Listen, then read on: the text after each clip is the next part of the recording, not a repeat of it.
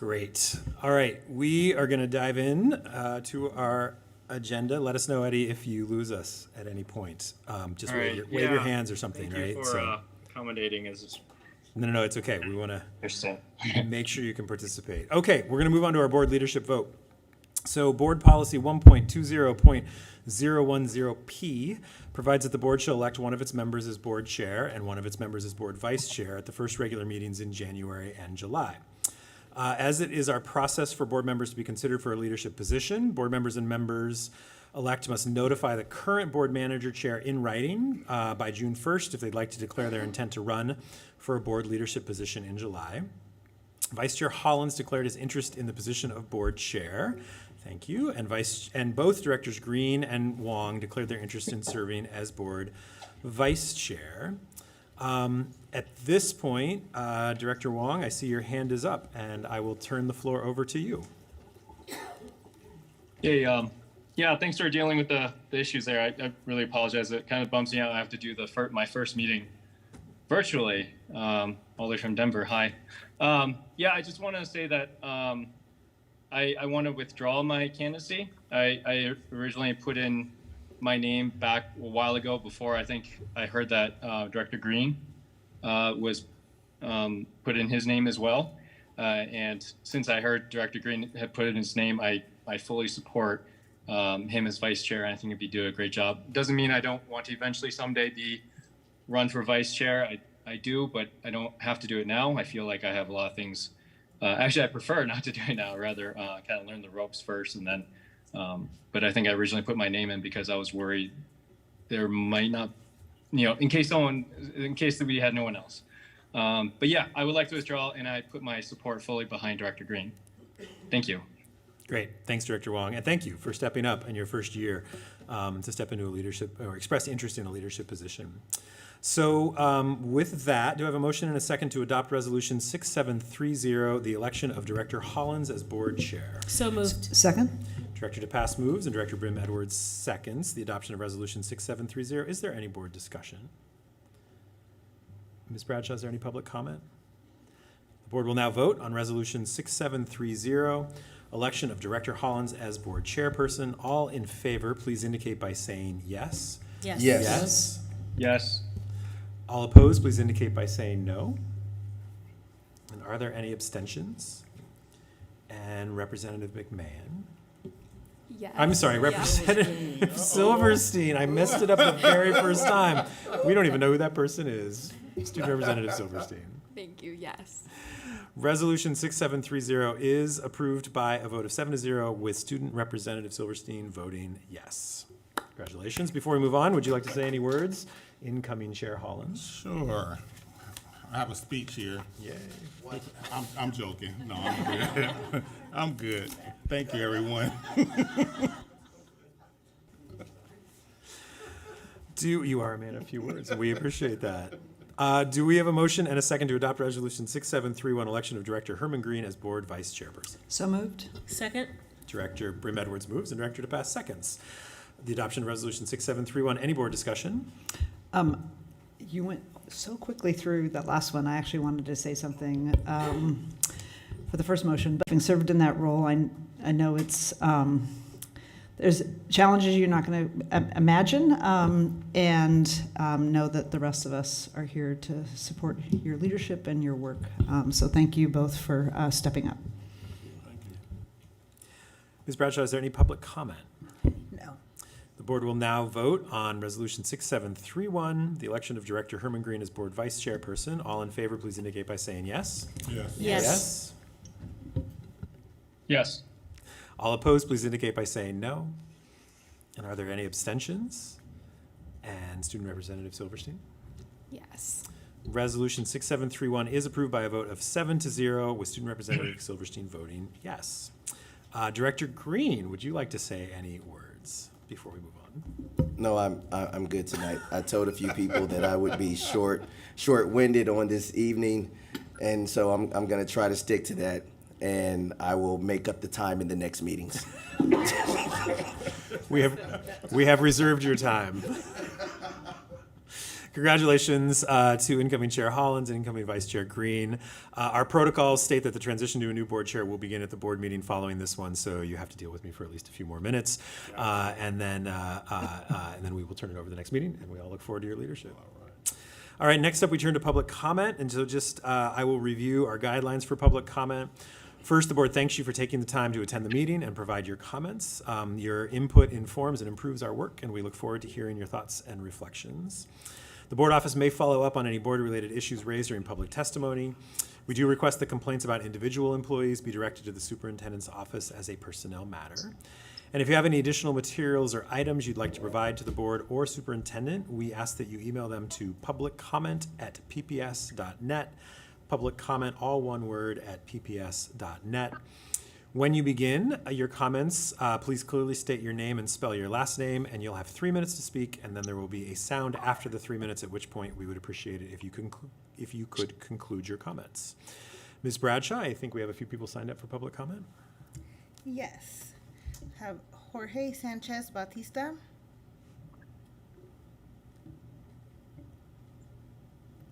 Okay. Willow Washburn.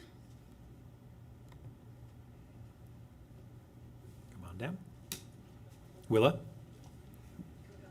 Yeah. Oh, well, welcome. We're glad you're here. Go ahead and, you can take a seat at either one of those microphones. Oh, thank you. And again, you'll have 3 minutes and your time will start. You can go ahead and state your name, spell your last name, and your time will start when you start talking. And you'll see the little lights ahead of you. They'll come on when you start talking. So thanks for being here. Thank you. Willow Washburn, Willow Washburn. It is essential that we have school bus monitors on every school bus for the safety of our children. I'm asking for funding for school bus monitors to protect our children and keep them safe. It is impossible to keep children safe if you do not have school bus monitors. Protecting the children while the bus driver is focusing on the bus is what we need to do to protect our children and keep them safe. The bus driver cannot protect the children. Thank you. Thank you for being here. Coraline Thaling.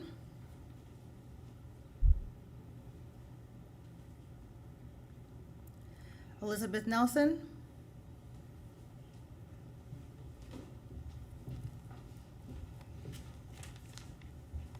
Hi, Ms. Nelson. Welcome. Thanks for being here. Thank you. My name is Elizabeth Nelson, Nelson. I'm here today to talk about Portland Virtual Scholars. This is a program that's run through PPS in all the high schools in the district to help students with credit recovery. It has allowed hundreds of students to graduate on time with their class over the 7 years of its existence. Both the superintendent as well as multiple board members have come to the annual student panel and heard the importance of this program to the district. Unfortunately, the district does not treat the employees of Virtual Scholars with the same respect. The reason I say this is because currently the starting salary for a Virtual Scholars mentor, which is the backbone of the program, is $19 an hour.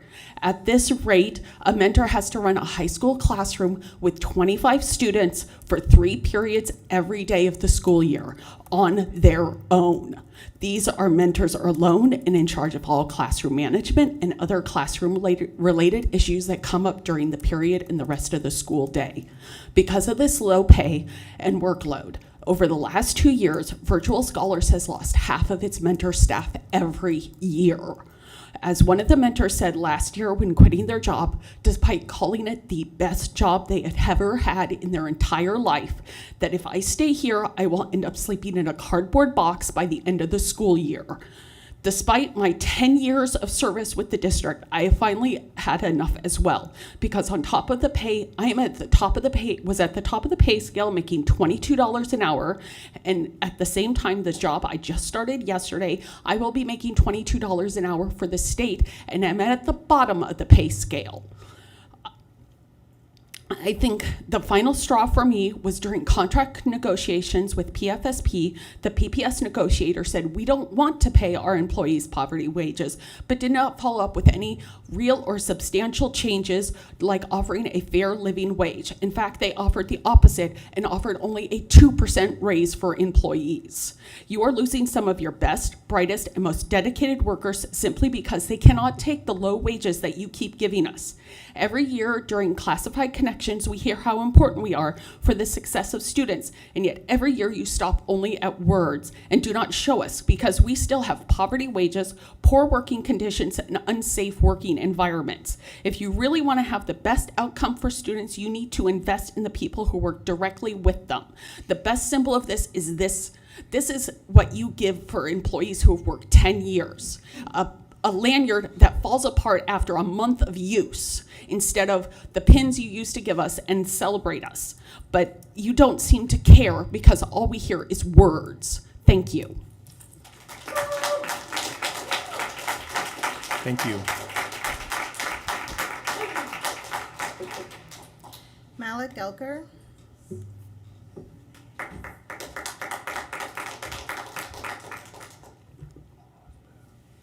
Welcome. Thanks for being here. Malik Elker, MALAKELKHER. I started working with the district a month ago, and they sent me to Jackson Middle School. And I start having sexual harassment.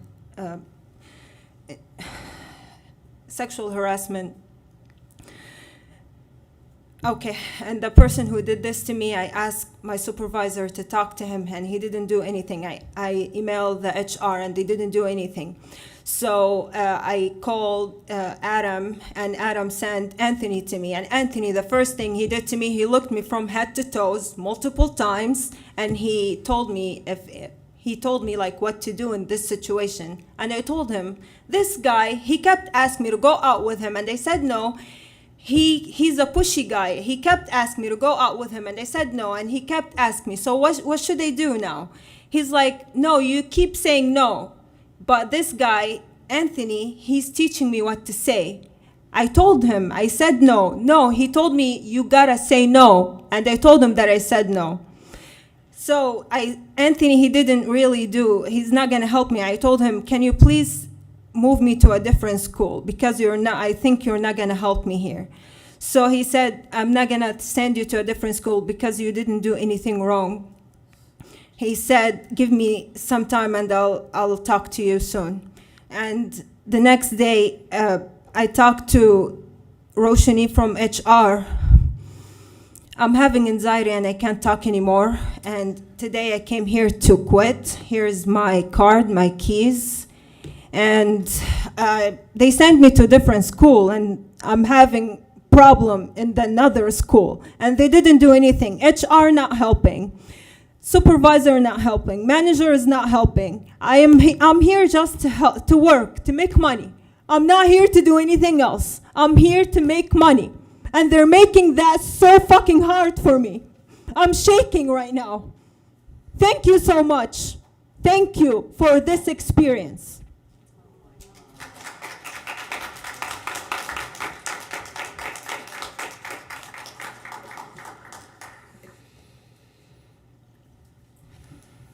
Annika Pedersen.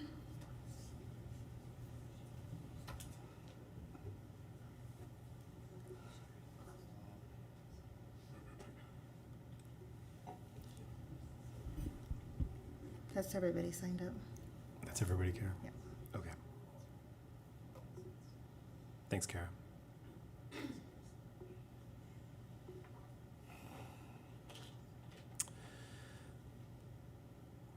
Okay, next up on our agenda. Chair, before you move on, with your permission, I don't want to be silent on that last comment.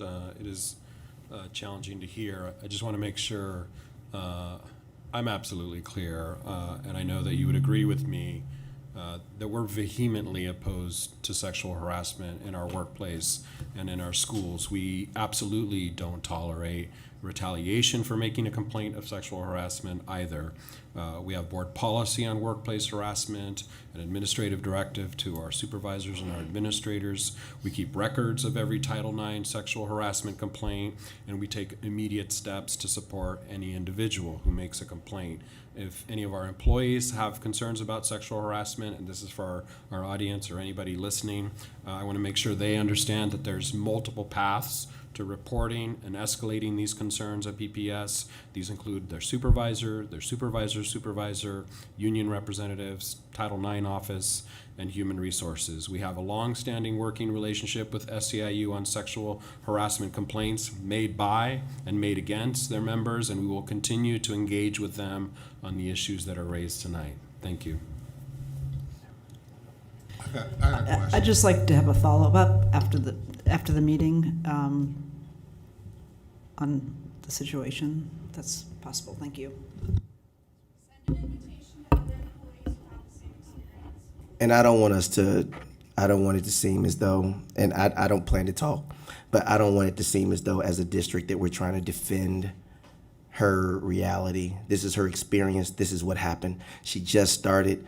And although we may have policies in place, she hasn't been here long enough to understand those policies or to know who she could talk to. She did what she thought that she could do, and for whatever the reason, that is, again, unbeknownst to me at this point, she still has an experience as to where the woman just quit at the dais.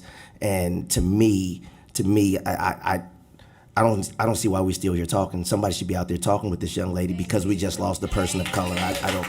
So, okay, because this is, okay, thank you. I just want to make it clear that as a district, we cannot defend, like, it happened. And whether or not it was intention or not, intention doesn't negate the impact, right? We say that all the time. And so her impact is real. And I'm thankful that Sharon went out. I didn't realize that she had just went out, but I just want to make that clear. We can't. Yeah, I just want to look at the fact that, we had an employee come here to the dais and quit. We might want to look at our policies and procedures moving forward, because to bring someone to come here to quit, we probably want to relook at that.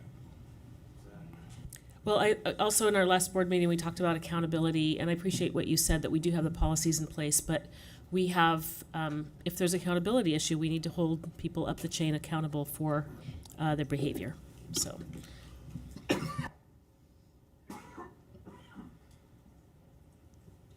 thanks for those comments. Make sure I'm on. Next up on our agenda is President Bonilla here from the Portland Association of Teachers? That's in my script, but I didn't think. Oh, did she ask? Okay, great. Is President Bonilla here? This may be left over from our last meeting, so I'm just checking to make sure. I'm not seeing Angela Bonilla, so I'm gonna. She did, okay, but I don't see her here, so we'll move on and see if she shows up. And next up, the Service Employees International Union has requested to speak tonight, and so thank you, Amy Silva, for being here, but you're not Amy Silva.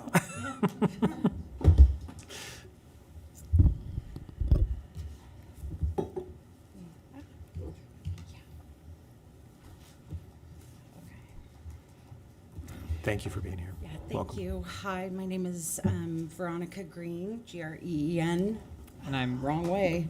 It's almost related. I know, right? And I'm Gabe Pink, Penk. You've all heard me talk before. I'm a PPS parent, and I'm also the lunch lady at Creative Science of Bridger. I recently met with one of our members, a custodian who shared with me her recent interactions with PPS HR regarding sexual harassment she has experienced at work. She has given me permission to share this information tonight. I will not be using her real name, though, and I will refer to her as Jane. And by the way, all of this is documented in emails, too. On April 3rd of this year, the principal at the school Jane worked at reached out via email to HR and shared a written statement from Jane. In the written statement, Jane disclosed that the other custodian at her school was taking pictures of her without her knowledge or consent. The son's school manager and assistant manager saw him and told her. Sorry. Okay. Jane said that this custodian tells her about his personal, private, and intimate details of his relationship with his wife. He tells her what women he finds hot, that's quotes there, and what he would like to do with them. When women come through the school for various after-school activities, he will tell Jane about which body parts he likes on these women. If this isn't alarming enough, he has stated in front of Jane and other custodians, that when he works at high schools, there are some girls that he almost can't resist, and it is hard to control himself around these girls. When I say girls, I'm referring to our students. Jane has done everything she is supposed to, including telling this custodian that she does not like when he says inappropriate things to her or around her. She reached out to her principal, her supervisor, HR, and HR and her supervisor did conduct an investigation. During this time, the custodian in question reached out to Jane over various social networking platforms. Jane took screenshots, sent them the communications to HR as she was instructed to do so. On April 17th, Jane reached out to HR to see if there was an update on the investigation. April 18th, HR replied and said the investigation was not complete and they would reach out to her as soon as it was completed. On May 10th, Jane emailed HR to let them know that the custodian was reaching out to her again via social media. HR said he would not be doing that he should not be doing that, and they would talk to him. They also stated that their investigation would be wrapped up by the end of the week, and they would verify this with Jane. On May 17th, Jane reached out again without receiving a response. On May 25th, Jane reached out to HR once again for the status of the investigation. HR replied that they completed their investigation and that the custodian's unprofessional conduct and workplace harassment were founded. They stated that they could not tell her what action was taken, but that her complaints were addressed and they would be sending her a formal response. She's never received the formal response. I understand that we're not able to be informed of the actions that were taken. What we do know is that the custodian was not fired, but moved to a different building, which is pretty much happens all the time. Anytime anything happens, someone's moved. Anyway, let me get back on track. All the while he was telling everyone he got promoted. My union and I believe in progressive discipline, but I understand from what I heard from management and HR say in our last bargaining session last week that they have the right to skip over the steps of progressive discipline and terminate an employee if the circumstances bring them there. So they can do that. SEIU Local 140 leadership believes that this is one of those instances that should have gone to termination immediately. I was at the building that this custodian was moved to less than 2 weeks ago. This is a building that doesn't have children present on a regular basis, but that day there were tons of children, I don't know what kind of program, all over the place, and other women, other PPS employees that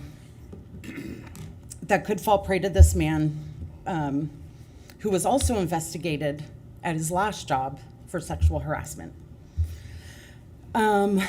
As a parent, a woman, and a PPS employee, I am disgusted. I have a 12-year-old daughter. Well, she's almost 12, and she's heading into middle school at Mount Tabor. The thought of having this man near any school, or her, or any student, any woman, any employee, just makes my blood boil. I don't even know what to say. I don't even know what to say. Why is this man allowed to work at a public school or anywhere near children? I do not care if this man wasn't actually physically touching anyone that we know of. He shouldn't be around children, period, no exceptions. I want to end with something Jane told me. She said when she was first hired, she was cornered by a custodial manager. He told her that she is young, and if anything was said or done from other custodians that make her uncomfortable, she needs to tell him so he can take care of it. This clearly says that management knows what's happening, and they're just willing to sweep it under the rug. And I mean, the manager went to her and said that. PPS needs to make sure that they're following their zero tolerance policy regarding sexual harassment or any type of harassment. We want better, more robust training in regards to sexual harassment. Every year, PPS employees, we have to do our online pepper trainings. Harassment, sexual, otherwise, are addressed in these pepper trainings, but they're not engaging, they're not thorough, they're not meaningful. It's the same ones every year. And it's the same questions at the end every year, and then you get your certificate. That I don't know what that actually even means. This isn't enough. PPS needs to be a safe place for all students, employees, women and men. The culture of sexual harassment in the custodial department of PPS needs to be addressed now. It's running rampant, and management, they're ignoring it. So, thank you. Thank you, Veronica. I want to add, I have a question. Mm-hmm. When you talked about progressive discipline, Mhm. it doesn't even sound like that happened at all to him. did it? Well, Nothing. I don't know what happened, but I would don't know. think that that's probably what happened because he wasn't fired, so I guess he's on his second chance or third, I don't know. Okay. But it's, you know, like, Sounds like more than a. Yeah, so I just second want to, chance. if the board would like to talk about specifics, we can go into executive session. But in a public session, the board shouldn't be commenting on specific instances. And I'm happy to take us to executive session if that's what we want to do right now. Thank you for being here to testify. I think there's a lot to follow up on, Superintendent. Again, my other board members can speak, but I know that I'd be really interested in hearing, and thank you for your words earlier about our policies and zero tolerance and intention. I'd be interested in hearing an update on some of these specifics and what's happening in these specific cases moving forward. so I had some prepared remarks as well I'd like to Please go share. Again, my name is Gabe Pink. I'm a custodian as well. I'm a union steward with SEIU. Regarding the policy, I do want to emphasize that what the policy is, in case folks are not aware. So workplace harassment is unwelcome and offensive conduct that creates an intimidating, hostile, or abusive work environment. And when it is brought to their attention, administrators and supervisors must take affirmative steps to stop workplace harassment, including warning, discipline, and recommending possible dismissal of the offending staff.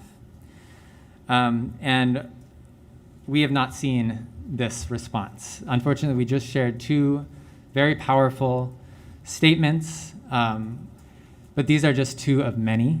I know of at least 5 people who I've worked with as a steward and talked to who have faced sexual harassment at PPS, 2 of whom who have subsequently been fired for undisclosed reasons.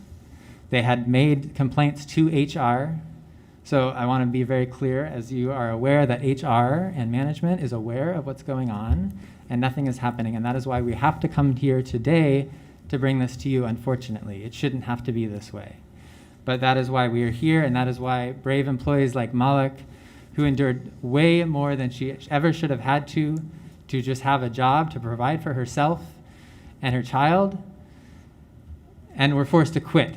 She's been out on forced to take sick leave the last 3 days because we haven't had a response from HR to protect her in her job. So she's forced to use PTO, which she doesn't have anymore as a new employee, to protect herself. That's unacceptable. So I just want to summarize what we've heard, and I expect there to be follow-up and continuing engagement.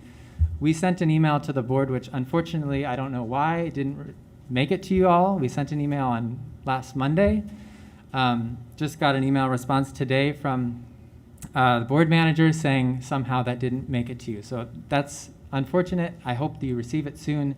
It details some of what we're bringing to you tonight. And I want to be clear in what our demands are going forward, because obviously this is stuff that has happened for far too long already, and this is stuff that needs immediate action on. So we will be right there to make sure that this takes effect. So our demands for the board and for the school district are to immediately investigate all complaints of sexual harassment. This is already the policy, but apparently it's not being followed. And to follow policy to ensure the victim is protected from further harm, including offering paid leave if necessary while the district conducts an investigation. The district must, 2, discipline those responsible, including managers who are complicit or engage in sexual harassment themselves. Again, this is just what the policy should be. 3rd, we are recommending that the board perhaps pursue an independent audit of PPS's compliance with the law in regard to sexual harassment. I think by now it should be clear that this is a step that should be taken. We don't know the full extent of what's going on. We're just scratching the surface. And finally, like Veronica shared, we are asking as employees for thorough in-person comprehensive training for all of us around sexual harassment issues. We are asking for that. We hope that the district will receive our request for that. We all need that, and that is one step to addressing this rampant abuse in the workplace. And I'll just end speaking not so much to the board and the district. We hope to see action. Unfortunately, as the superintendent shared and as the district shared in a statement earlier to the press, these are just words so far, and they have not followed through with action. Apparently, the district is deeply committed to fostering and maintaining a safe and respectful environment. That is called gaslighting. So I want to speak to our employees and fellow supporters, and I want to ask that remind us that we can't always depend on PPS to do the right thing. If this is the case, we must support each other and fight for truly safe and dignified workplaces. This is our goal as a union. We will stand together and support each other. So I'm calling on people, if you have experienced harassment or if you are concerned about this issue, we hope you will reach out and get involved. Solidarity means we care about each other's well-being, and we fight to make sure no one has to endure this kind of violence and abuse, especially at work. Thank you.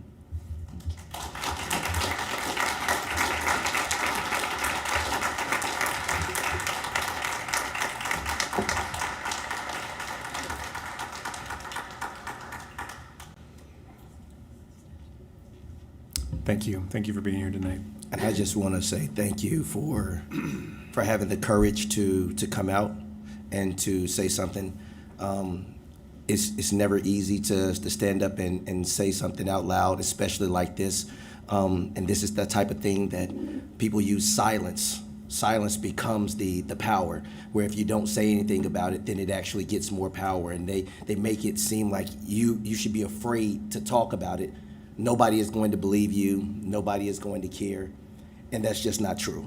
And so I want to thank you for having the courage to come out and to say something, despite your belief that people may or may not care, or you're not seeing what you think you ought to be seeing. You did what you were supposed to do, which was to come out and say something. And now the onus becomes on this side of the table to take a more intentional look at that, and then for us to be able to do something to show you. I believe actions speak louder than words. To show you that it may not have looked this way before. You may not have gotten, the response that you thought you were getting before, but things are changing. And so I just want to. This is never easy, but I'm glad that you did. We got to uncover the ugly so that we can get to the good. So. Thank you.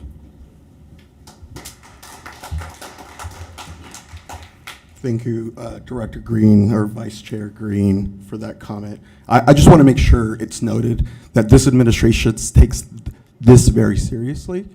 Zero tolerance. We investigate every single claim of sexual harassment, and we will follow up accordingly to address. We will show you. I'm not super comfortable with this immediate transition to our next item, so I'm just going to take a 3-minute break, not long. Don't go anywhere. Get a glass of water. We'll be back at 5 till to continue the rest of our agenda.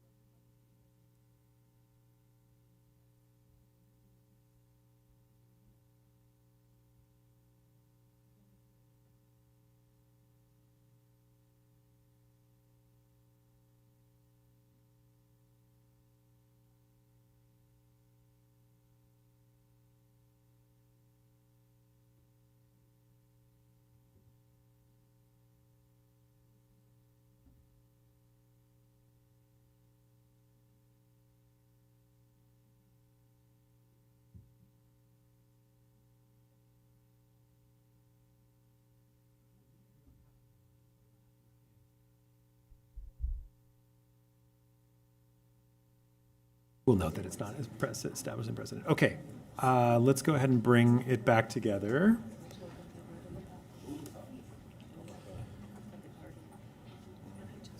All right, thank you for that short recess. Next up on our agenda is a resolution to establish board committees. And again, this is something that the board establishes board committees. And so this resolution establishes the board committees for the 2023-24 school year. Do I have a motion and a second to adopt Resolution 6732? Motion. Second. Director Green moves, Director Brim Edwards seconds. Is there any board discussion about the resolution? Just noting for the record that one is a task force and we don't need to, it's not a formality, we're just. Great. So not establishing any precedent around task forces. It is included in the resolution. That's my point, yes. Don't need to do it in the so future. They So the new leadership can just go crazy with task force So many without task forces. asking their task forces teammates everywhere. Task. Ms. Bradshaw, is there any public comment? No. Okay, the board will now vote on Resolution 6732 to establish board committees for the 2023-24 school year. All in favor, please indicate by saying yes. Yes. Yes. All opposed, please indicate by saying no. Student Representative Silverstein, Yes. are there any abstentions? Resolution 6732 is approved by a vote of 7-0 with Student Representative Silverstein voting yes. Next up, we will have a discussion about the 2023-24 school year budget following the June 23rd passing of a $10.2 billion state school fund by the Oregon legislature. If you may recall, the board approved and adopted a budget based on the initial forecast of $9.9 billion, because that's what we knew at the time. Tonight is intended to be a short discussion to get a sense of what the initial thinking is on how to allocate additional resources. Superintendent Guerrero, would you like to introduce this item? I think it's next. Yeah, it's next up. Yeah. Superintendent Guerrero. Yes, Chair Scott, directors, we pledge to come back to you early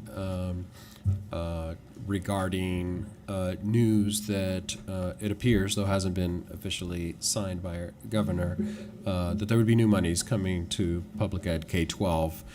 So we wanted to open up a conversation, but first give you a sense of about how much we're estimating we can expect. Share with you a few areas where it seems prudent to think about investing as a next priority. We want to have a discussion and get your thoughts on that. There's never any shortage of areas we can invest in, but we also want to balance our prioritized needs. So we have a few folks pinch hitting. As you know, our budget and finance team at the moment is non-existent, but we do have Juno here. We have Jonathan and Cheryl who are going to help provide some context. So this is just a first discussion, so just keep that in mind. So we're going to get into an update and what it means for us here at PPS. Awesome. Thank you, Superintendent. So I'm actually going to have our budget manager here, Juno Chang, start us off, and then we'll take it from there. Thank you. Good evening, directors. As you all know, the state legislature passed the $10.2 billion budget for the state school fund, an increase of $300 million from the $9.9 billion previous. We are calculating a $15.1 million increase for PPS's portion for fiscal year 24. This is an increase from the previous estimate of $11 million based on various factors, but the most prominent would be the ADMW.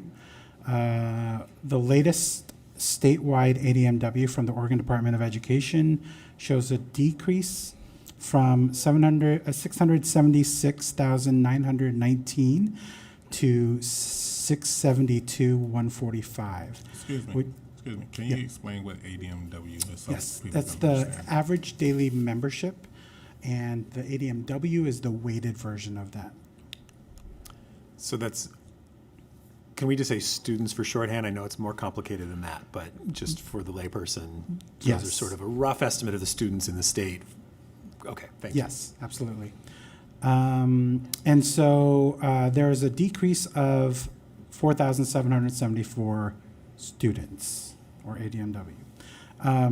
Now, the district's ADMW has also decreased by 198 from the last estimate. However, the statewide ADMW has dropped significantly more proportionally. This decrease in the statewide ADMW, or number of students, means the funding per student increased from $9,722 to $10,031, or a $309 increase per ADMW or per student. Next slide. So tonight, board, we have here staff recommendations, some early thinking for discussion of how we could use and propose to invest a total of $18.6 million in new resources. This is, again, the $15.1 million increase from the state school fund and about $3.5 million in early literacy grant funding. We anticipate receiving about $7 million over the biennium for early literacy, and in addition to, as part of that bill, we have to provide a 25% match, which is equivalent of $1.8 million over 2 years, or about $900,000. And so, as we are proposing and having a conversation here with the board about how we might invest these resources, we want you to consider 3 specific areas. The first one is to rebuild the fund balance. We are, given the fiscal cliff we will be facing with the sunsetting of federal funding, we are prioritizing or recommending that you prioritize your objective of maintaining it between a 5 to 10% in reserves. Again, the second area of focus is on early literacy and on Division 22, and we have here Dr. Proctor, who can speak more to the details there. As you all know, House Bill 3198, which is the Early Literacy Success Initiative, was adopted by the state legislature, which will add an additional $90 million in the fund for student success. And the fund will focus on increasing early literacy for children from birth through 3rd grade, reduce early literacy disparities, and increase literacy supports to educators, parents, and guardians.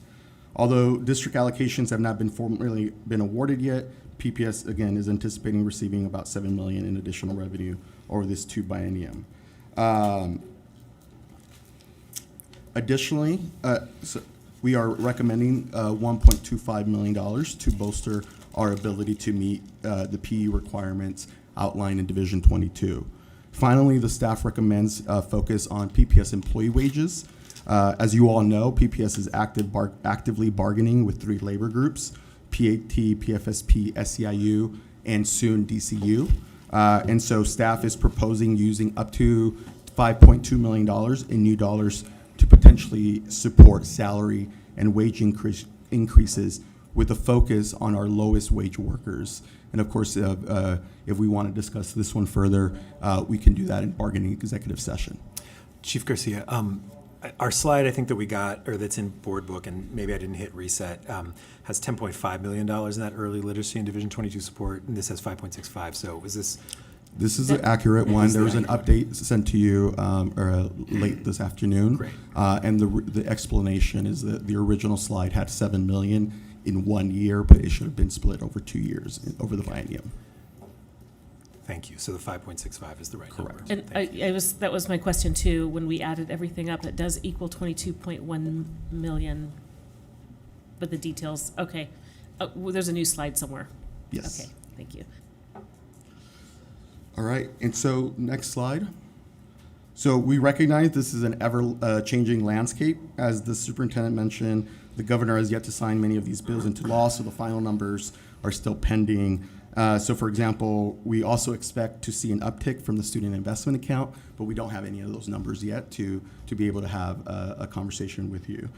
So today will be the first of 2 public conversations on the topic. The expectation or the hope is that on August 22nd, the board votes on the proposed budget amendments per our discussions here tonight. And with that, we will open it up for discussion. I have a question. Earlier during the budget process, we had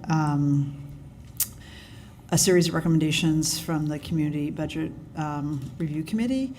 And there was some because of when they came in, of like whether their recommendations going forward or for that particular cycle. And while they're designed to be for this cycle, not the go forward, I'm wondering whether there's been a consultation yet with the CBRC on the additional resources, just given that we didn't have a lengthy discussion on their pretty thorough set of recommendations during the budget process. So the answer is no, we have not engaged with the Budget Review Committee as of these numbers are still in flux. If it is the will of the board, the collective board, for us to engage with the committee, then we're happy to do so. And I would like to add that while we have not initially for this, these budgeted dollars had that conversation, we did take notation of those recommendations that came from the CBRC, and we are willing to go back and go through those and make sure that we are capturing.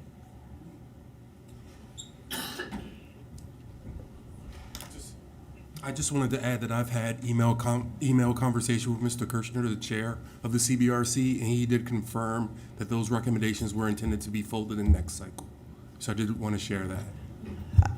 But the CBRC, it's like their process has always been for this budget cycle, so it's great if they're going to be considered for next cycle as well, but I would still hope that they would, I say, that they're designed to be part of the current year budget cycle when they're reflecting on it. So I would hope that if we have additional resources that we'd go back and look at the recommendations they made for this budget and for next cycle as well. Absolutely.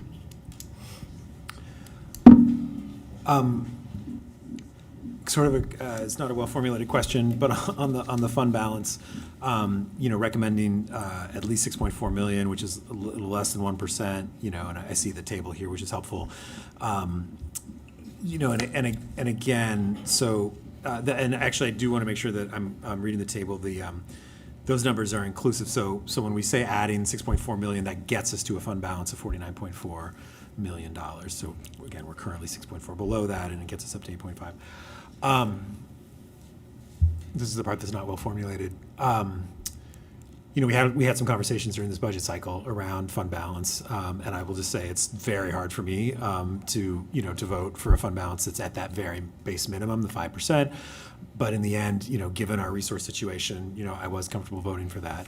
I would love to see our fund balance, somewhere between 10 and 15%. But again, that's going to take some time to build back. So I like this recommendation, and I'm thinking about all the headlines just even yesterday and in the past about student achievement, and it's still really low. We still need very, sustained, much more sizable investment, over the next probably 5 years, right, to be recovering some of that. There's not an answer to this question. What's the right way to be thinking about these trade-offs? When we think about $6.4 million, which, again, the reason why we have a fund balance is in case things go wrong, in case something else pops up. And, we use that significantly during the pandemic, to support our schools and our students, as well as making sure it's cheaper to borrow. That's also $6.4 million that could go to additional learning supports. So I'll just put that question out there. Again, I know there's not an answer to it, but I'm just thinking, what's a good orientation and mindset as we sort of consider that trade-off? I'll just start with maybe a data point, and then I'll turn it over to the superintendent. So to your point, I'm glad the chart was helpful. So with the increase of dollars, right, our fund balance percentage, it went down to 5.07. So we are right at that 5%. Threshold, which is the minimum that per board policy, and so I just want to point that out, that we are really at that bottom. I'm recalling conversations we had 2 years ago, and again last year. We made a concerted decision we had resources, particularly with federal monies. We put those, for the most part, all into direct student services. It was the right call. We think that's one of the reasons why we didn't see the slippage that a lot of other districts, and certainly in the national studies that are coming out in the last couple of days, you see that that's the case as well. So it's a good question, but the fund balance is there because we want to be monitoring it, and we would prefer it not to be minimal because we do have some cliffs coming our way. And so a lot of those learning supports, we're going to have a plan for sustaining the ones that we believe have been having an impact.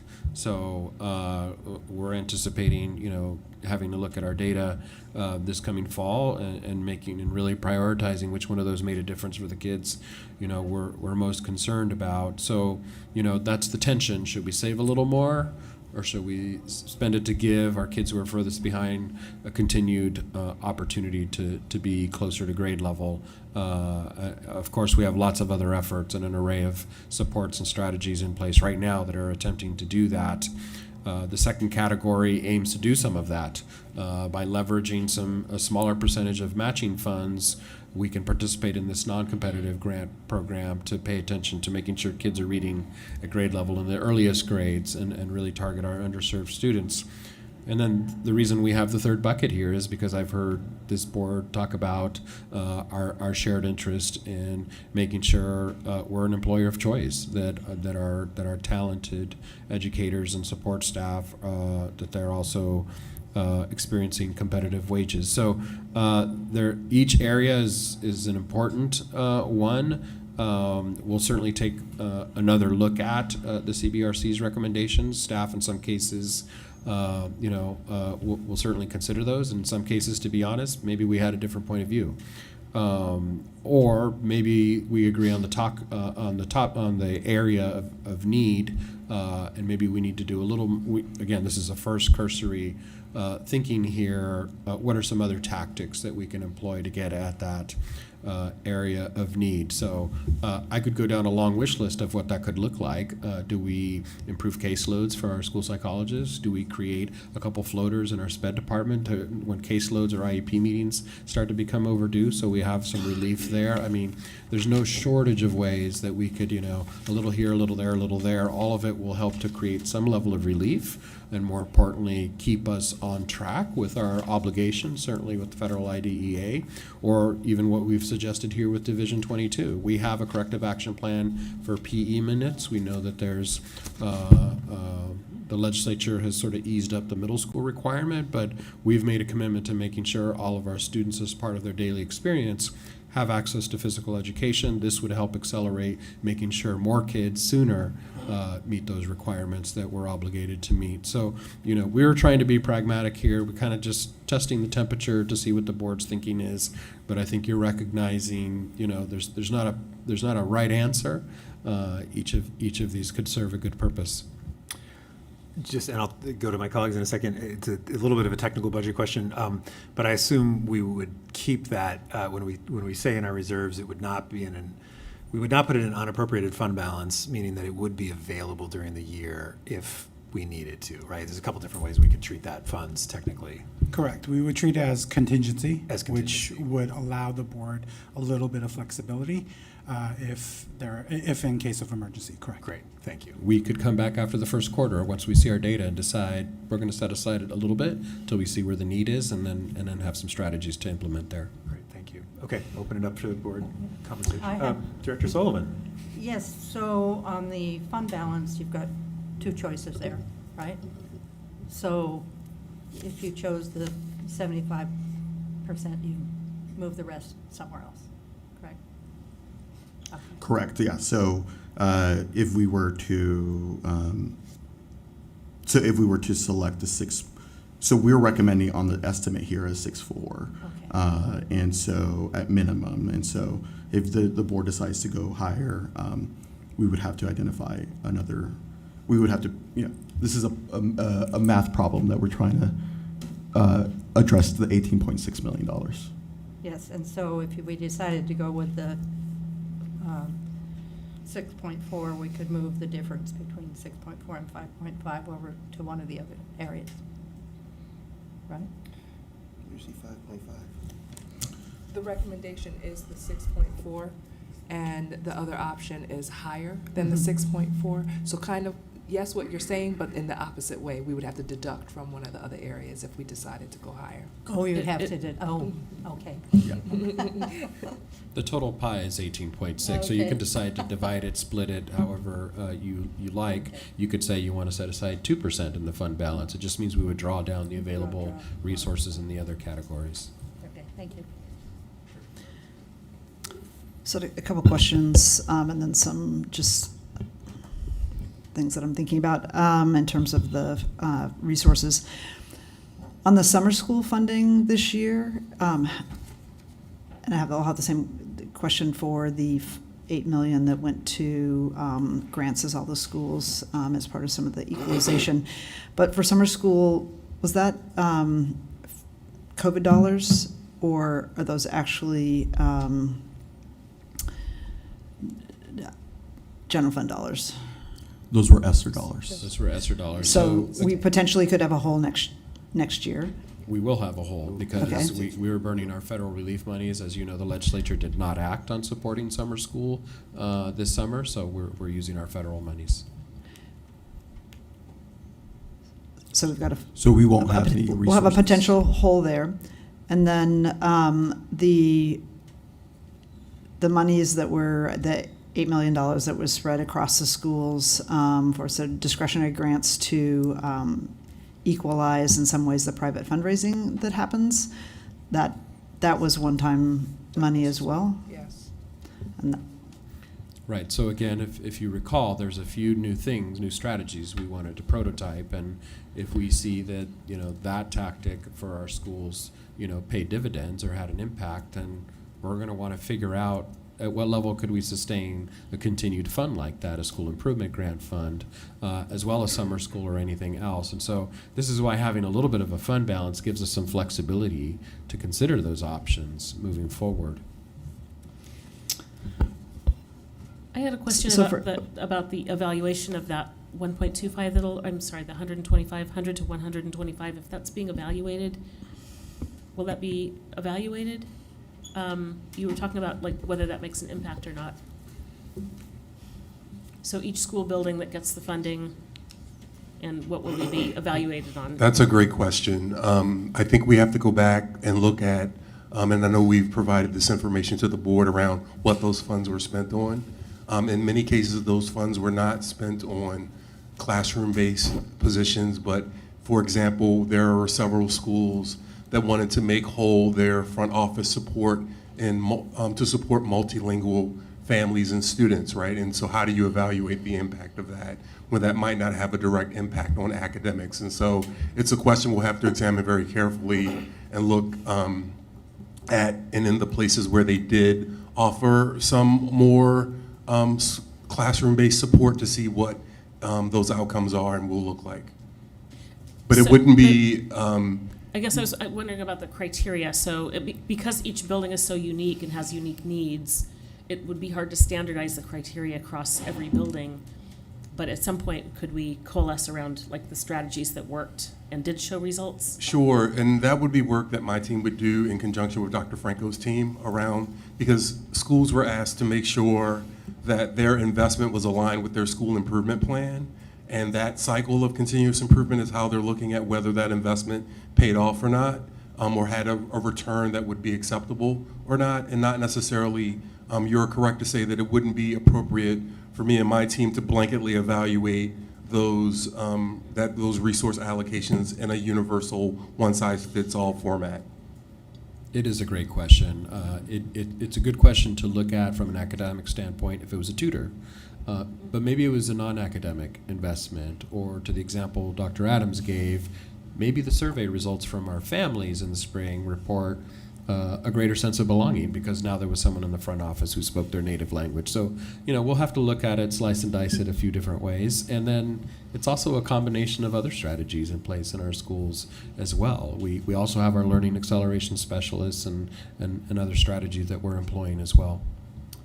Director Edwards, I think you had some additional questions. Yeah, so I want to keep track of those two big items because they seem like the summer school acceleration has been beneficial, and I'm not sure we should be letting off the gas yet. And if we don't have funds to backfill that, just a thought in my mind is prioritizing that.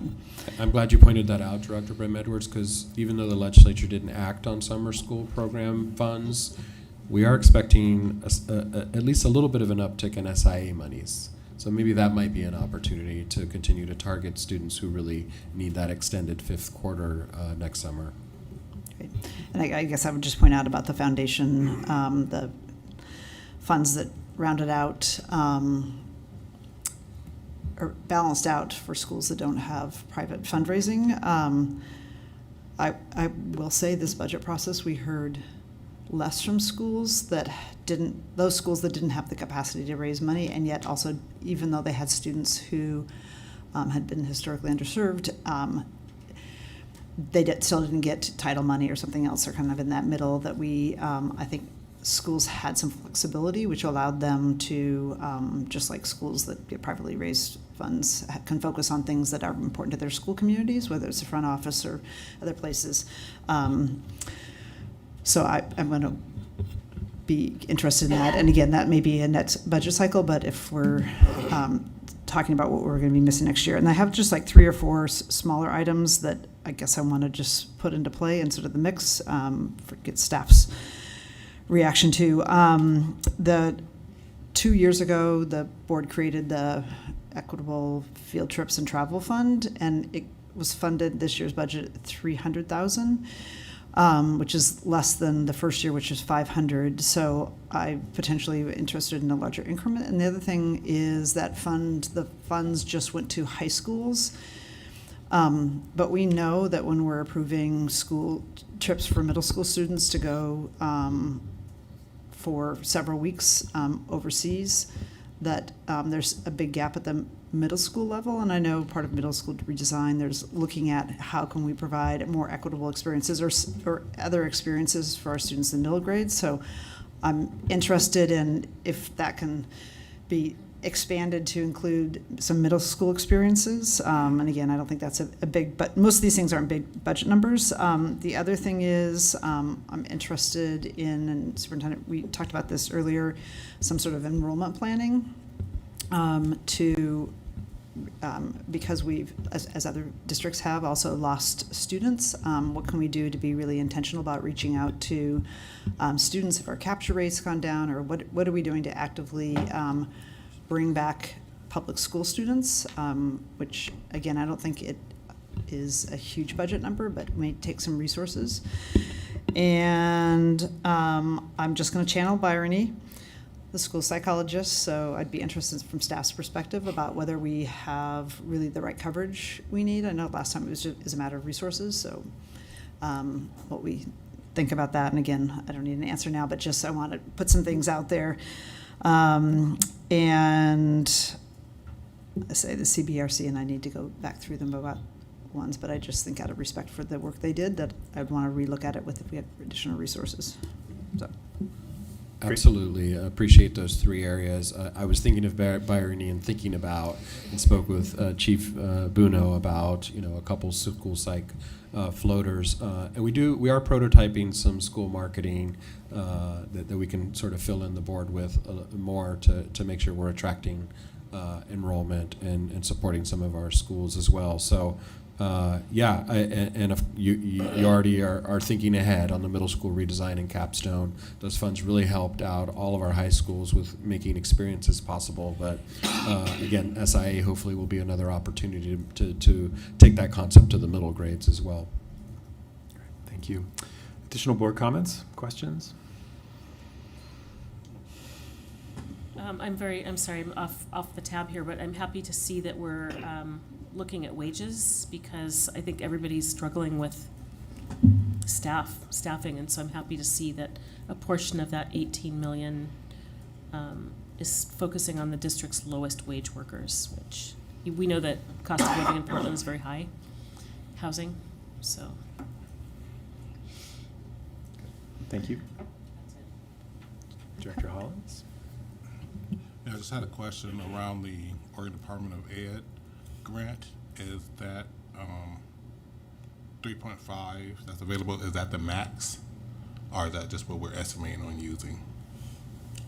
That is the allocation that we would be provided from the state. Okay. And so, I'm gonna be with Director Scott on the fund balance piece. The fact that we can't have it in there to use, I don't know, for other things that comes up that we see that are working. I would like to at least at the 8.5, I like that number, just because we can still have access to that later on for programming as that happens. Also, I would like, we keep talking about this cliff, and I know it is. What is that cliff look like exactly? What are the funds is it just those ESSER funds? Is that we're talking about the cliff, or are there the totality of how much we're looking to not have next year versus this year? Do we have that number, or can we get that number as well? Yeah, we can get that number. I would say the cliff is both as a result of the ESSER, the federal dollars coming to an end, sunsetting.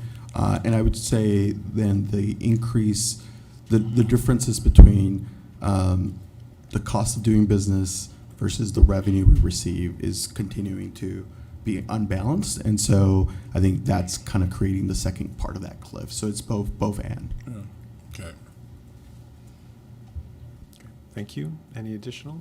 Yes. I just want to reemphasize Director Brim-Edwards and Director DePass's comments about staffing, school psychologists, and wages, because I think that funding those positions should be one of our main focuses. Great. Thank you. Director Hollins, we do have an answer for you. It is $36 million of ESSER, so that is what our cliff is looking like as a deficit between next year and the year after. No, this is a $36 million difference between this year and next year. Correct. There's a question.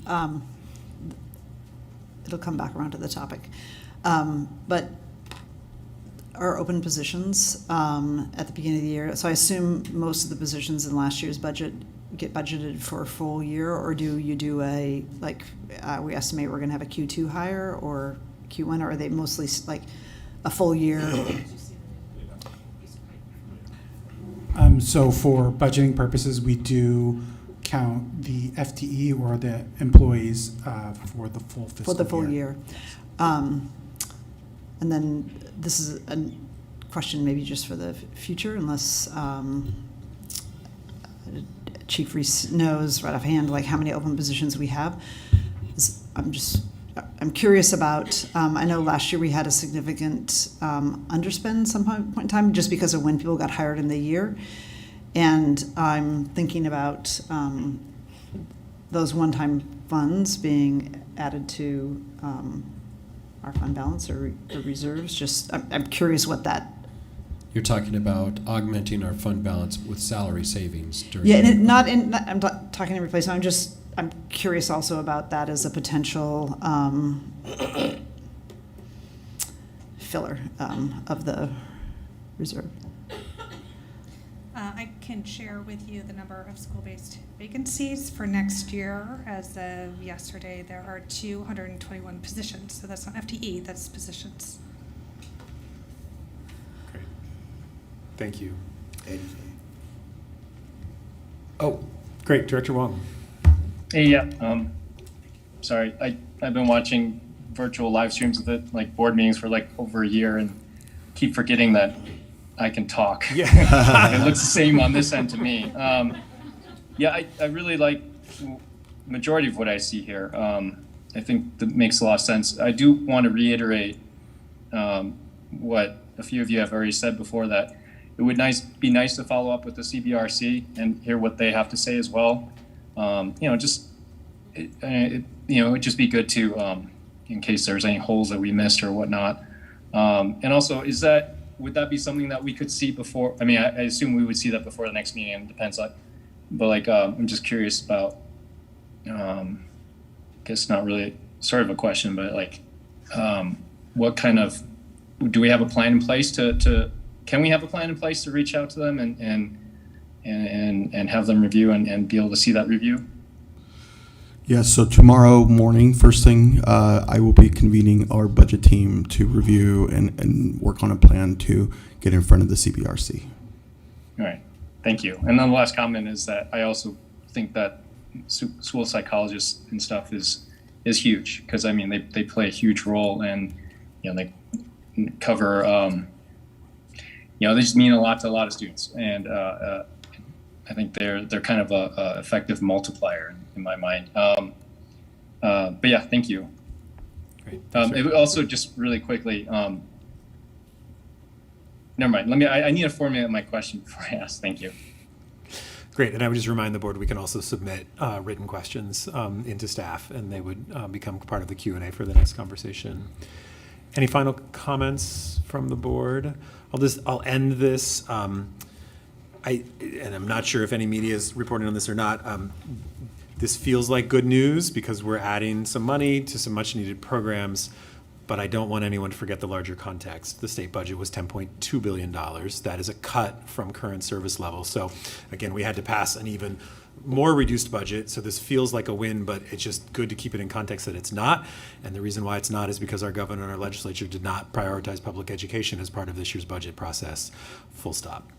So as a next step, and just want to make sure for staff to prepare for the next conversation on August 8th, we will continue to refine these numbers as we get more information coming in from the state. So we will update those numbers with you, including hopefully the dollars from the student investment account. The second thing is what we heard tonight, at least, is to have staff look at possibilities around school psychologists, looking at the field trip equity funding, and then as the superintendent shared, we do have some work in play around enrollment planning, but we'll provide more information so the board is aware of how we're thinking about that. I just want to make sure I didn't miss anything else in terms of what we should be thinking about. Yeah, I just have a question. You talked about unfilled positions, correct? So is that across the board? Is that teachers, aides? And so we do want That was school-based staff. school-based staff? Correct. Okay, so we're looking hard, I guess. We're working really hard. Okay, thank you. So the number that Chief Reese gave was school-based staff, not staff. Actually, and you don't have to answer now. I was looking for the overall number, just because I'm thinking if some of those don't get, if they're budgeted for full year positions, but they're not actually hired till later in the year, there's some one-time savings. Yeah. I don't need to know now, but it'd be great to know later if you can. Thanks. And I just want to be specific about the travel part. That's a twofold. That she's looking what I heard, because I'm Beyond high school. I'm into it. Because he channels me. Is both the middle school as well as the high school, but also the number went down. So is there a possibility for that number to come back up? And since we're going to be since we're possibly looking at going further, meaning that we're going into the middle schools, then it may need to go higher than the 500 that we did just with high school. But if we're going to be inclusive of middle school, then we may need to find out what are the trade-offs. And I want to be very clear that I know what I'm asking for. It may not seem like a lot, but you eat an elephant a bite at a time. And eventually, if we keep taking bites, then there's nothing left. So what does it look like, though? What am I going to lose? What am I sacrificing to get this higher number of, let's say, I'm just throwing it out there. How do we get $1 million? Give 500,000, 500 to the middle schools and 500 to the high schools, so that we can not lose but go up. I feel like $1 million is easy. So let's get it. So thank you, Director Green. We've certainly heard this.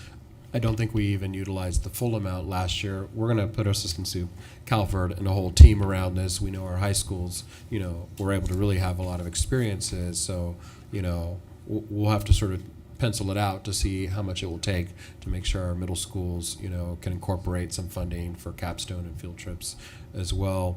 I don't want to lose the underlying big point that Director Hollins made. There's going to be a $36 million gap going into next year. The fact that we have this level of fund balance is partly due, not to pat myself on the back, or the team here, is we took some evasive action mid-year to kind of constrain activity. And so we have the number that we have now, but it'll be prudent to pump some money into that fund balance so that next spring we're not talking about all the reductions to the same degree. Right. Great. Thank Thank you. you very much. Appreciate the briefing. Next up on our agenda is a local option overview and proposed timeline. Director Brim Edwards is chair of last year's local option renewal committee. Would you like to introduce this topic?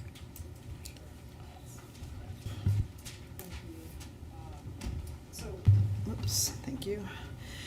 So for the past year, the Local Option Levy Committee has been meeting to plan for the renewal of our local option, which provides critical operational financial support to schools across the district. Specifically, the levy provides funding for approximately 800 teaching positions a year. Members of the committee, just for the record, have been Director Hollins, Scott Green, and myself.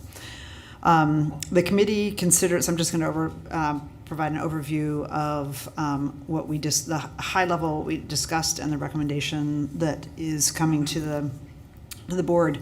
So the committee considered a variety of potential election dates to refer this to voters, including this November's election and the May and November 2024 election. And the committee is recommended referring to the board a local option renewal levy for the November 2023 election. Consideration of the voters of a levy renewal at the November election versus a later election will provide important information about available resources and some certainty, hopefully, in our long-term budget planning versus having to create different budgetary planning scenarios if we actually go later. So tonight we're bringing to the board the draft documents for referral.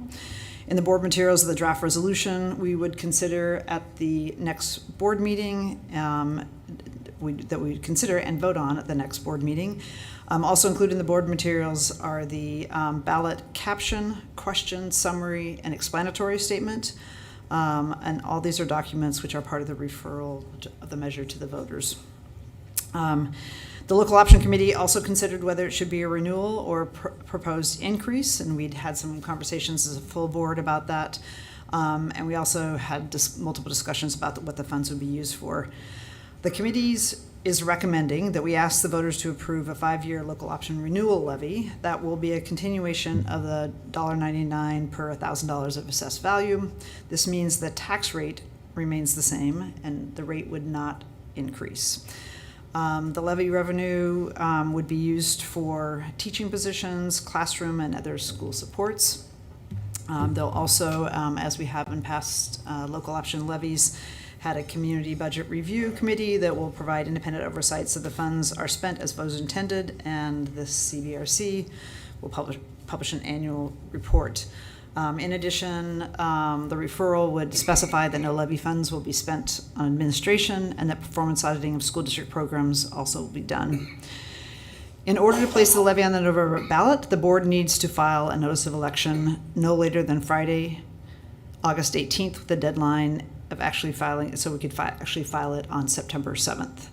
To meet the August 18th deadline, are you paying attention to all these dates? The board will need to consider and vote on the measure at its August 8th board meeting. So, in addition, as part of the process for filing to renew the district's local option, the Board of Education is required to give notice to the Tax Supervising and Conservation Commission, also known as TSCC. And we need to notify them that we're planning to file a levy and explain the reasons for the levy.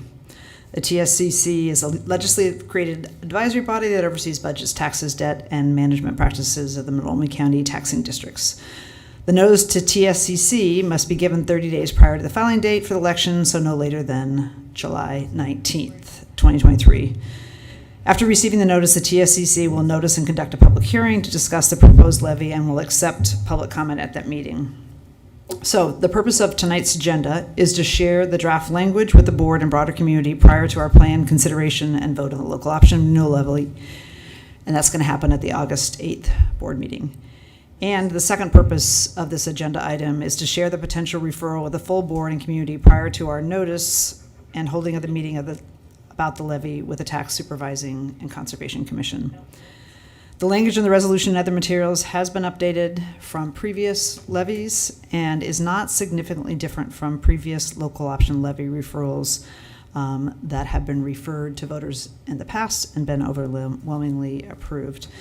And in essence, the thrust of this local option is to continue to be a critical part of our annual operating budget, which is different from our capital budget. It's also important to note there'll be one final round of editing to make sure we are within the prescribed word counts and to finalize the exact language at a couple points in the living materials. There's very specific numbers of words that we can include in our referral, and we'll make sure that we get our message across within the required word numbers, but there may be some minor adjustments. We'll also send the final proposed materials to the board in advance of the August 8th meeting so that you can all review and ask specific questions or raise concerns prior to that meeting, because that will be the meeting in which we are required to refer if we want it to be on the November ballot.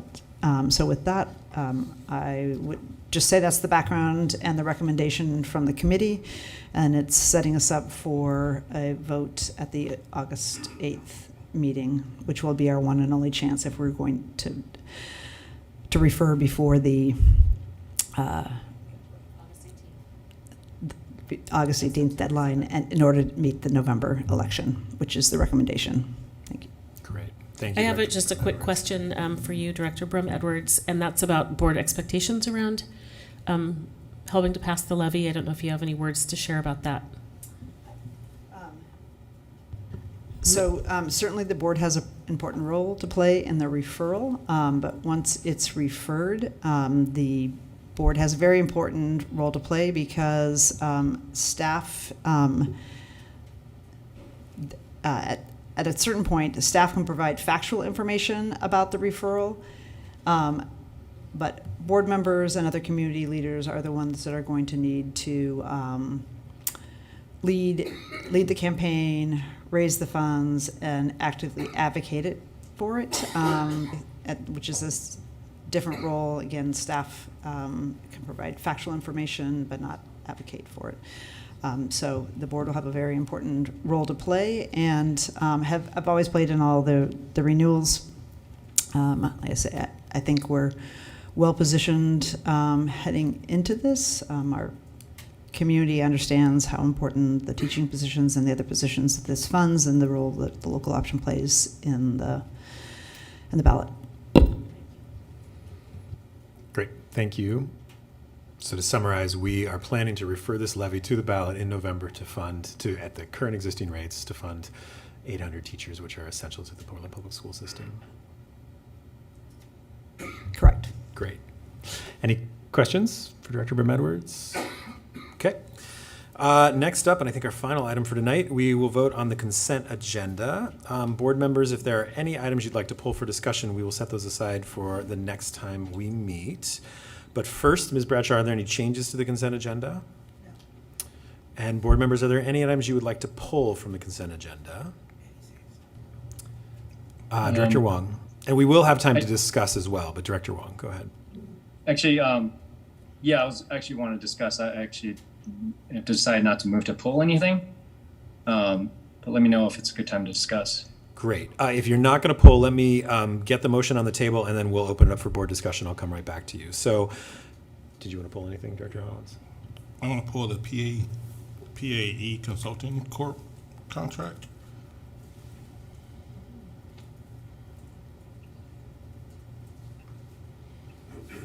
Okay. Are we clear which one that is? That is PAE Consulting Corp. Developing a decarbonization roadmap. Your mic's not on. Oh.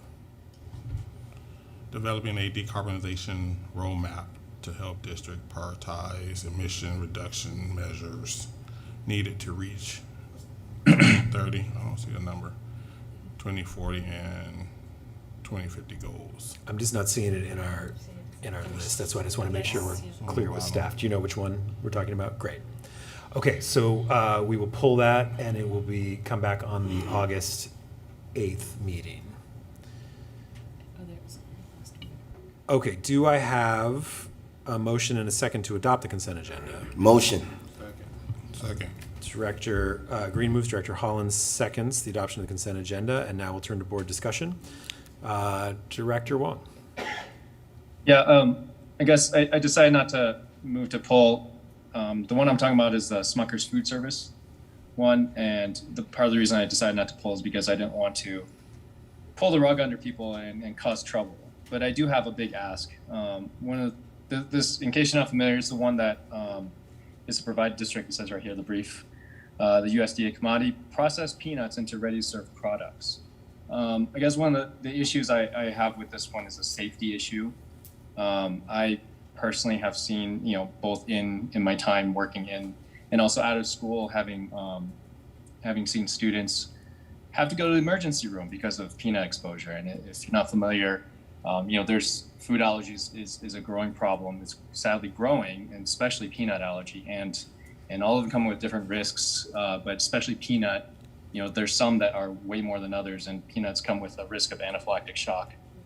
That can range anywhere from like hives all over the body to, a kid's throat seizing up and they're not able to breathe anymore.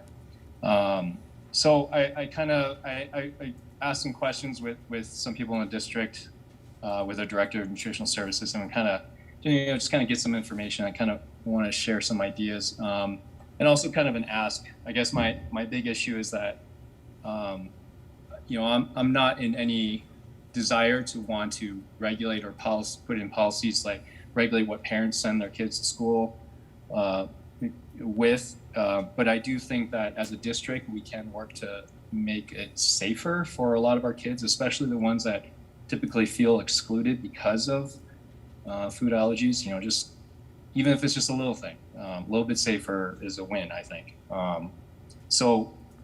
In talks with people in district, it sounds like there's potential for change in terms of like I wouldn't want to change unless it was like a win-win-win situation, right? Like where it's just we can change smartly, but also perhaps even find a local option and even healthier options too, because this is processed food, which even though a lot of kids depend on it, it would be nice to find healthier options. So I guess my ask is for Superintendent Guerrero, if you'd be willing to, I would love to talk to you or ask if you would be interested in considering potentially other options, because I know with this contract it says with the option for renew, every year. I would personally love it to see if we can find an alternative or a different option before we renew for next year, or in place of renewing for next year. So I guess that's my ask is if you'd be willing to explore some potential replacements or options, or even other products that they can provide. And the other thing also, the reason, another benefit that could possibly be is, as I was kind of asking around, it seems like there's a lot of burden on cafeteria staff having to separate foods with allergies, especially peanut products, and having to have separate dishwashers or separate processes or disposable dishes and stuff like that. If this could even mean like less of a burden on them, I think that would be, if we could slowly start eliminating, I would like to slowly eliminate some of the more dangerous allergens, because in my mind it's a safety issue. But yeah, that's my rant, and I was wondering if you had any thoughts on that. Thank you. And just to respond to Director Wong, of course, always open to having a conversation about our food allergy administrative directive. It might be a good time to query our families, because food allergies are becoming rather prevalent. If it's time to take another look at, and is there an alternative? And I'd certainly want to include our nutrition services and our health services staff as well in those conversations. So, this doesn't have to be a forever thing. Thank you. I just also really want to appreciate you for bringing that up, because I've seen kids that have experienced that particular food allergy, and I know that they're growing. They're more prevalent. I'm just wondering if we could, Smucker's a huge corporation, if we could work with them to either remove peanuts from the food product or process them in a peanut-free facility, which they do have now. Director Sullivan. Thank you. Yes, I had it seemed like a lot of the construction contracts had students working with the people. And I just wondered if we have any way that we're looking at how that works, and how many students work with the contractors, and what happens to them after that. COO Young.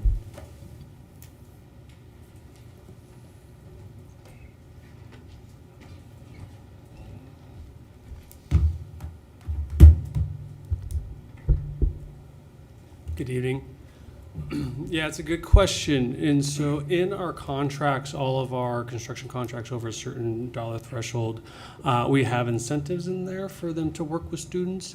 And also they sign up with these different programs, I'm gonna forget the name off the top of my head, that allows our schools, our high schools in particular, to be able to access them for different activities.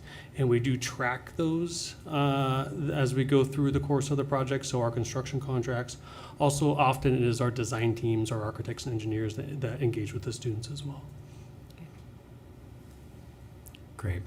Before we move to a vote, Director Hollins, do you want to ask any questions or give any direction to staff on the contract that was pulled before it comes back in August?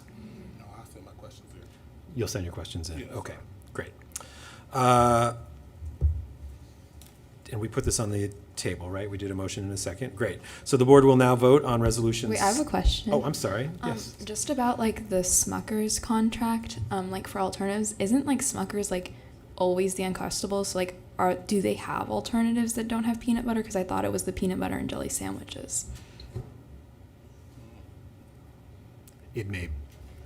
Yeah, from Do it, you- from my inquiry into when I was asking about it, it is like those prepackaged peanut butter jelly sandwiches.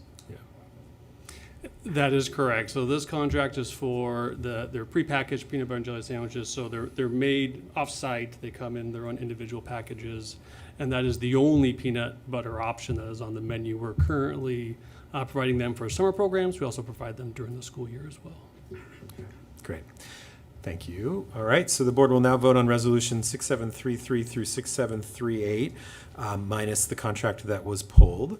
All of those in favor, please indicate by saying yes. Yes. Yes. Yes. All opposed, please indicate by saying no. Student Representative Silverstein? Yes. Any abstentions? The consent agenda is approved by a vote of 7-0 with Student Representative Silverstein voting yes. This meeting is adjourned, and our next well, let me ask, is there any final business before I adjourn? Sorry about that. Yeah, I'm glad you didn't. Yeah. I'm glad you didn't cut me off. It's just- I just wanted to thank you for chairing the board for the last year.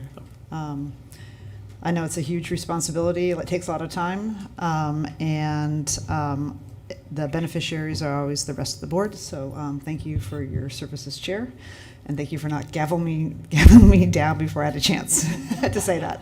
So thank you, Great, Andrew. thank you. Thanks. No, it's been an honor, and it is a challenge, but a very interesting one, and I've learned a ton, and hopefully moved some of the things in the district forward. So, any other comments before we adjourn? Any other board business? Great work, we got. Awesome job, sir. It's Thank been you. great working with you as a leader. Great, and I'm still going to be here next meeting. You're so not going I'm anywhere. not going anywhere. Way to get us out on time. Our next regular meeting will be held August 8th, 2023. We are.